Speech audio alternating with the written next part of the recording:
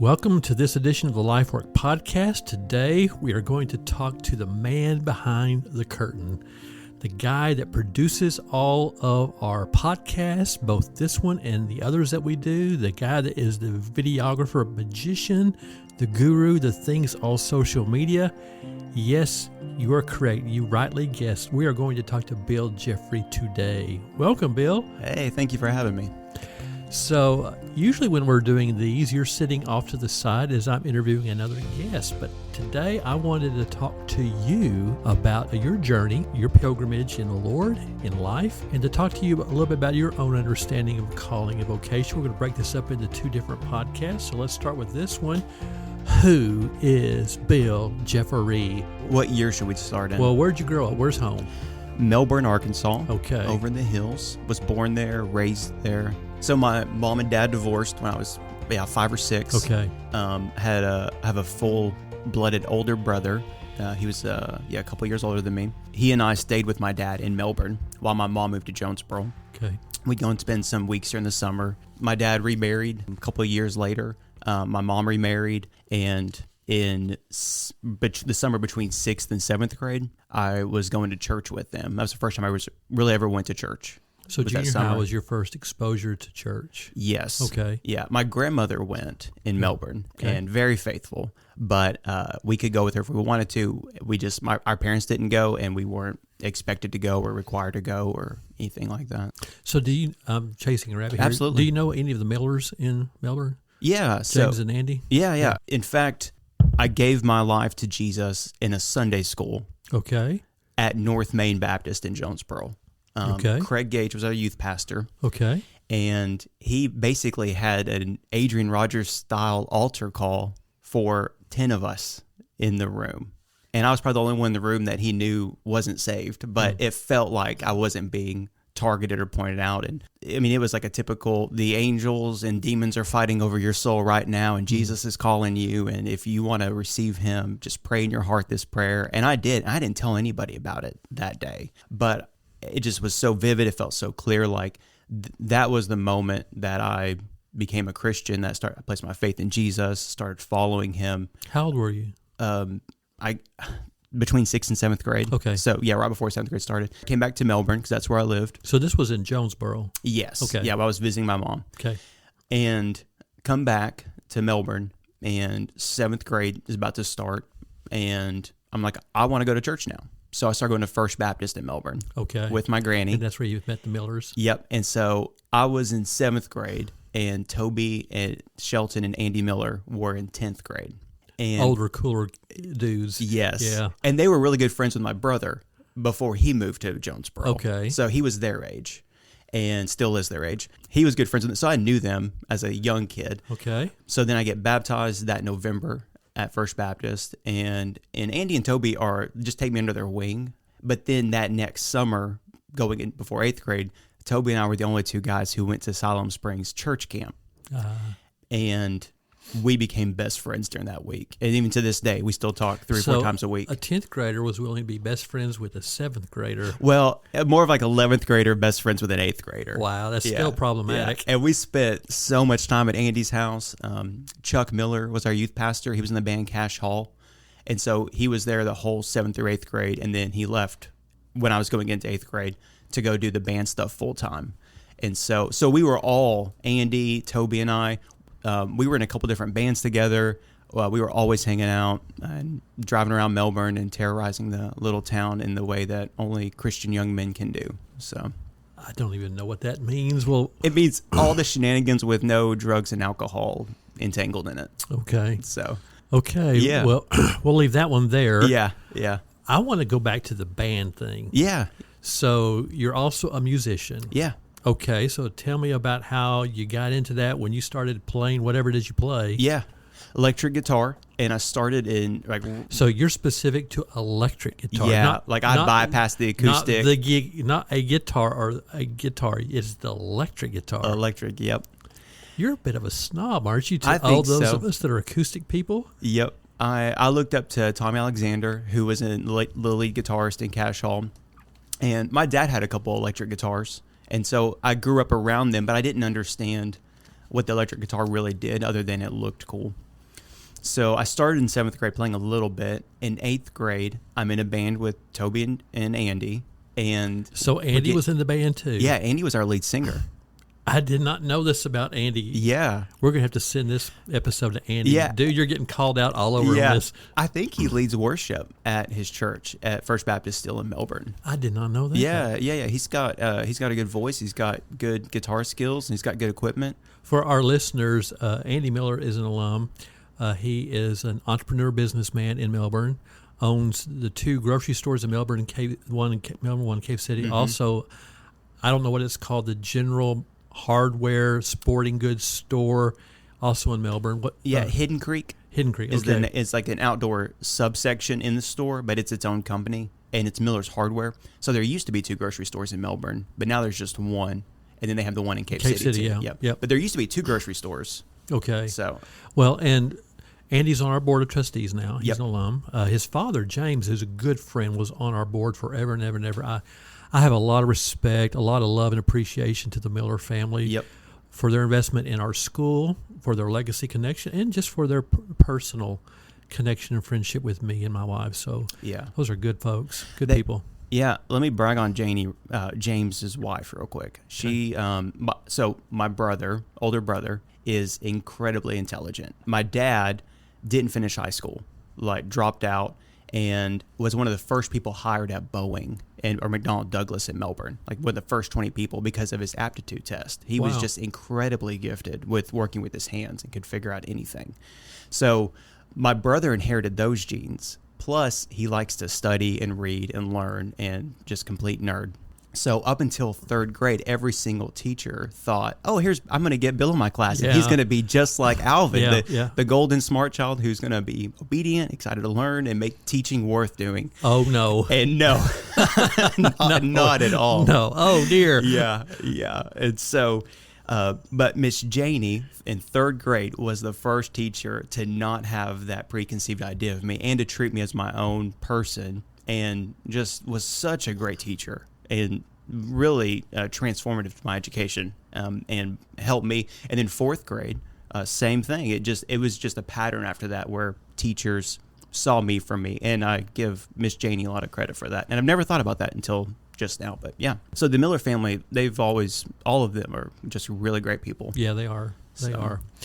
So I want to come back eventually, either this episode or next one, and talk about Cash Wilson Band. Yeah. And when you're going to get the band back together. Yeah. But you weren't in it, were you? No.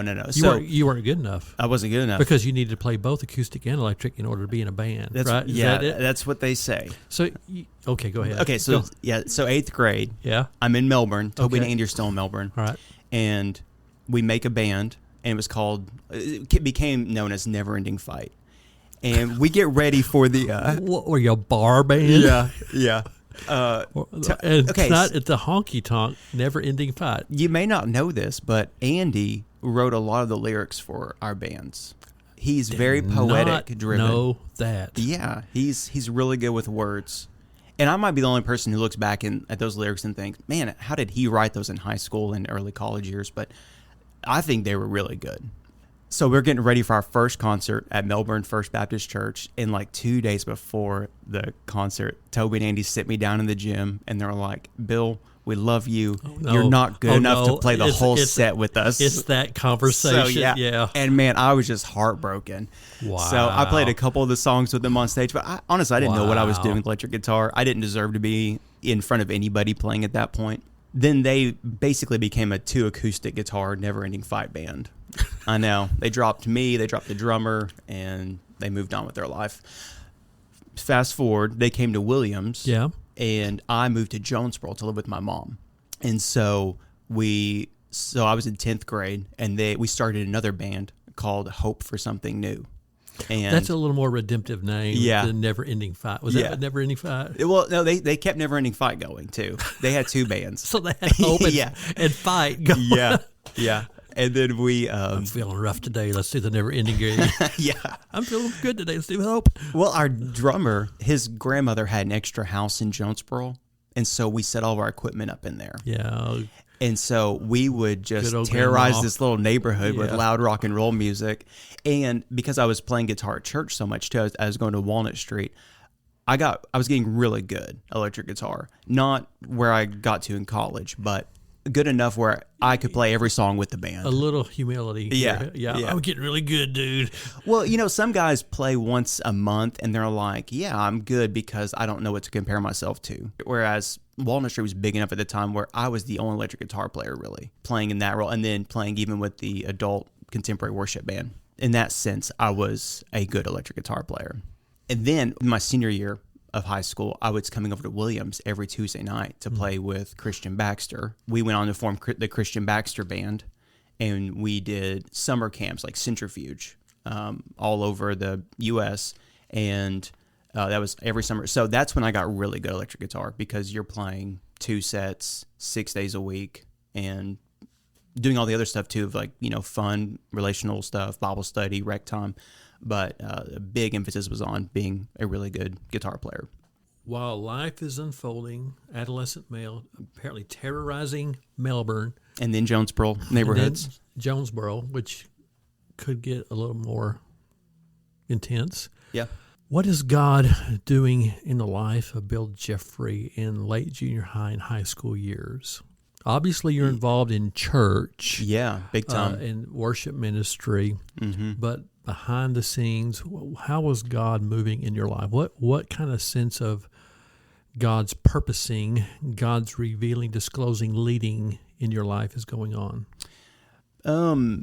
Man. So my friends all wanted to be in ministry.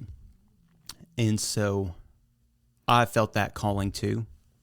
But I kind of had it confused with, do I just feel this way because all my friends are feeling this way and seem to be going that direction? So through high school, I was pretty much committed to following the footsteps of my youth pastor at that time at Walnut Street, which was to major in like psychology or education or some route like that. And then if God opens the door to become a pastor, sure, I'll step through it. But then right before college started, a guy named Paul Clark was with, like, I was just struggling with this. Nothing about my life feels right, even though I'm doing all the right things. I'm at church. I'm investing in the junior high kids. I'm having so much fun. Like, we're hanging out with youth group friends all the time. We're going on mission trips together. We're doing camps together. Something just felt like my life was on the wrong path for the long term. And at that point, I was like, I want to teach math. I really liked math and be a math educator. Come to Williams, get my math degree. I came to a preview day and found out they don't even have a math degree, but I was like, they'll get one before I graduate. We'll figure it out. I'm coming to Williams. I didn't even apply anywhere else. So yeah, then Paul Clark sits me down. We drive around in his 4Runner like forever one night. And he was a late night guy. And I was just telling him, this is how I'm feeling, what's going on. And he said, maybe you're not feeling at peace because God's calling you to something that you're pushing back on or rejecting. And for some reason, that was kind of that aha moment again of, yeah, I need to be pursuing full-time ministry and vocational ministry. So came to Williams as a Christian ministry major, and then got my degree in that in 4 years, and continued serving at Walnut Street, serving at the church plant of Compass in Batesville. Mickey Jones and Betty Gail Jones would come pick me up when my car was broken sometimes, and they just really wanted me to be over there, and I loved being over there and serving that church. And really, it was always heavy church involvement, heavy time with youth group friends. When my friends started falling away from church in high school because they got too busy with other stuff, I was the guy who, like, this is where I want my life to be, was invested with church stuff. So why were you feeling that way? What was it about what was going on, what God was doing, that led you to have that commitment and that conviction about that? I mean, I think it was the hardship of life, for sure. Somebody who may not have a similar faith as me would, look at my family dynamics and say, you were seeking approval and wanting others to approve of you and to be needed, to put yourself in situations where others depended on you because you didn't know if you could depend on them, because you were at that age when your parents divorced. And I wouldn't trade my mom and dad for anything. They have tons of shortcomings, but they were really good to me. But there were enough situations that happened where it was kind of like the whole, like, what about Bob? What about Bill? Right. Like, you're making all these decisions to increase your life and to do life your way. But what's wrong with me? Like, why am I not getting the attention I need? Why am I not getting the love and the approval I need from you? So that's how my therapist would probably say to articulate it. So that's where all that came from. Yeah, so and it probably did manifest. You're married to a therapist, so Yeah. I'm hearing a lot of therapeutic stuff being thrown out now. So that's probably where the dependency on the church relationships were, and that's why they were so strong. But I don't think there's anything negative or wrong with that. I don't either. So yeah, I really do think it was God's grace and His kindness toward me to allow those situations to happen. So looking back, in your family dynamic, were you pretty much going to church and being involved by yourself? Was your brother involved? Your parents involved? Yeah, so my brother moved to Jonesboro a few years before I did, and he stayed at North Main. And my mom was going a little bit back and forth. And then, some church stuff happened, and there was a falling out. I'm not really sure what. I was too young to be privy to all the details, but that changed. And then my brother graduated and went to Union, and I remember flipping through a book at some of my cousin's house who I just moved to Jonesboro, and I was like, I don't want to go to North Main. I just want to look somewhere else. And my mom wasn't going to church, and there was no pressure. But she would take me anywhere I wanted to go. She's like, I'll drop you off, pick you up, all that. And it's not like she hated God. She just didn't have a desire to go to church. And so I'm flipping through this book, and there's a friend I met at MacArthur Junior High named Brian Elder, whose sister went on to marry Ryan Putman. And so I know it is Arkansas. Everybody, yes. So I saw that his family picture in the directory, and I was like, "Hey, I'm gonna go check that church out." So I go to Walnut Street one time. Jeff Tapp was the youth pastor, and years before all that, he was Chuck Miller's youth pastor at Pilgrim's Rest in Batesville, and Chuck was my first youth pastor. So I was like, it just within 5 minutes of eating the Wednesday night church dinner, I just found my fit. So quickly. Yeah. But yeah, so I would just go by myself. And then we eventually moved right beside the church. So I could walk to church if I needed to. I could ride my bike to church. I could do any of those things. So there was never, my mom never went with me, but I could go by myself and did that all through high school. If you had to sort of summarize God's working in your life for that period, we're going to get into more of the college and later in the next episode. But if this were a class and the assignment was, okay, Bill, your assignment today is to write a 1 to 2 sentence summary of the working of God in your life in ages 1 through 18. What would those sentences say? How do you, looking back, interpret God working in your life in that period of your life? Man, this is I'm going to fumble through this, but it's okay. My mom and dad definitely prioritized other things over me, but they never made me think for 1 second that they didn't unconditionally love me. What I experienced from God as a father, the way I see him, is he's a father who also unconditionally loves me. I know what that feels like experientially, but I also know that he's never going to leave me. He's never going to forsake me. He's going to be that better father that I need. And I really am thankful that I have what therapists call the healthy attachment, and like that I did have my parents during those most formative years. But yeah, I think it was God's way of saying, hey, here's some hardship that's going to teach you to depend on me in a way that you learned from a very young age that you couldn't depend on others for. If you had to identify one hardship that was just gripping and defining in those years, what would you say that would be? The one, and how did it shape or define you? Yeah, so my dad was a very private person and very he just embarrassed easily. And so part of me feels like I'm dishonoring him by talking about this, but the other part of me is like, no, he was just naturally a guy who, just didn't, he embarrassed easily. So he never told me that he dropped out of high school and that it was because of recreational drugs. I know that to be a fact, but he never told me that. It was just something he didn't want to share with me. And he passed in 2016 due to a lot of different opioid addictions and health issues, some outside of his control, some within his control. But I remember in 8th grade what told me, like, I can't live here anymore, I need to move, is really when I found him kind of just drugged out. And that's when he had always hid it from me.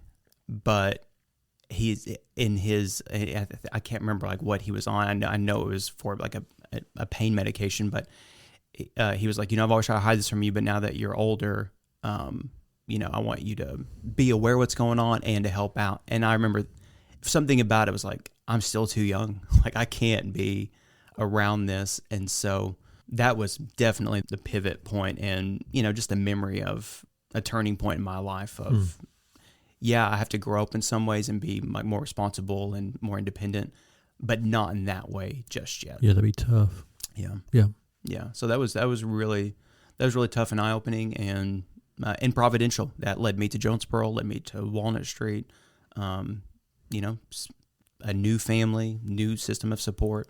And eventually that also helped me merge onto the new road that Toby and Andy were going to be on here at Williams. So brought us all back into that pathway. So I'm looking forward to hearing that story in our next episode. Yeah. You ready to share it? Yeah. Well, that was fun. Thank you. Thank you.